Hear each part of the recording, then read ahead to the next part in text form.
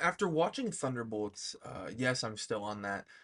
I realized that a lot of the messaging from the movie wasn't really kind of subtle. It was very on the nose, very like in your face about it, which I understand these movies aren't, they're not designed for the most scholarly of moviegoers. But with that, I understand that the messaging, it's very easy to understand, yet I see a lot of people either complain that they didn't get it or that it was just too blatant, and because it was too blatant, they were grabbing the wrong part instead of understanding what it actually was, you know? They saw it was so in their face that they saw something completely different.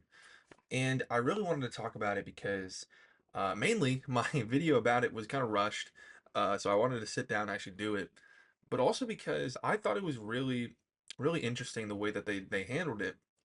You know, because at the beginning of the movie, when Yelena is talking to Bob about how that darkness, that void, it's very enticing. It's very like comfortable to look into that and to feel it and to kind of accept it. And yeah, I mean, whenever whenever I was like severely depressed in like high school and whatnot, it was so just easy to be like that. But the only way to improve is to reject the comfortability of the void, right? I want to just jump to the end whenever they're finally confronting it and they're having uh they're just confronting the void within the void space, I suppose. And as the void is like being like you're fucking worthless. You're nothing. No one will ever treat you as a hero.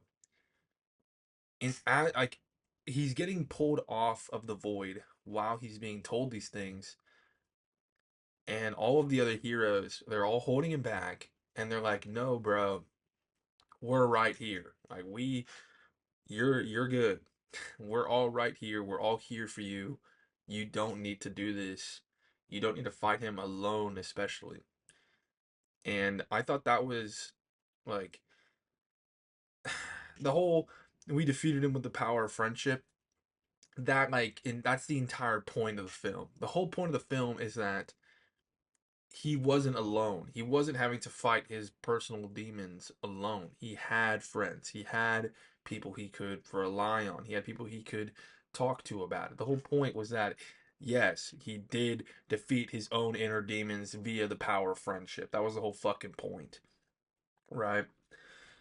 And it really is one of those things where it's such a simple concept of like if you are having any sort of mental health crisis or you're having any sort of just you're feeling down, you're feeling like you're in the void, right?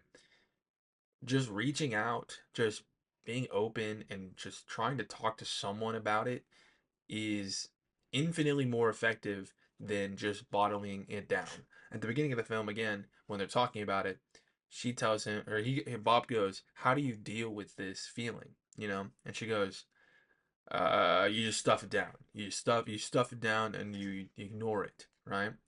And then that gets resolved at the end of the film where she's like, "I was wrong, bro. I was wrong. You can't just bottle it up. You have to you have to address it. You have to deal with it. You have to confront it. You can't let it sit inside you, or it's going to continue to compound against itself and grow and grow and grow until it's out of control, like the void in the movie." This is like again very very on the nose, very like they're not basically saying if you need help, go talk to someone, but they're basically saying if you are feeling the void within you, you gotta fucking do something about it. And it's I was talking to my mom about something similar where the advice is so simple. It sounds such like an easy task to where it's almost like too easy. It's one of those things where it's like it's too good to be true. Where you hear it, you hear like, oh, if you feel this way, if you're having these thoughts and these feelings, just reach out to someone, talk about it, like ensure that you're not just dealing it with it by yourself. that then it's an easier time to address these feelings and to even overcome them. It's one of the things where it's like that sounds so easy, that just can't work, you know? It's such a simple solution. It's almost like why the fuck would that work? That sounds so simple. When in reality, that really is just how it works. For me, one of the main things that I kind of utilized to overcome those feelings was mainly I just kind of rationalized with myself. And I remember I spoke with someone. I didn't really go to traditional therapy. That really didn't work for me. Because I'm personally not the kind of person that can just talk feelings out. I don't like that. I like just having solutions instead of talking about my feelings. So what I did personally was I rationalized my solutions with myself.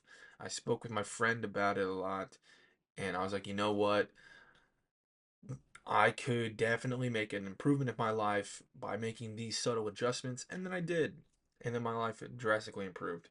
Moral of this one really is that if you are genuinely feeling those emotions and having those thoughts, contrary to what you might think, it is genuinely the most effective thing to just put down your like pride. Because for me, it was kind of pride. I didn't want to talk to people about my feelings. It kind of hurt my like identity. But putting away your pride and saying, you know what, I have a problem, something's wrong with me, I need help, that is, it's the hardest step, but it's the most important step to take in your journey to recovery. Thank you.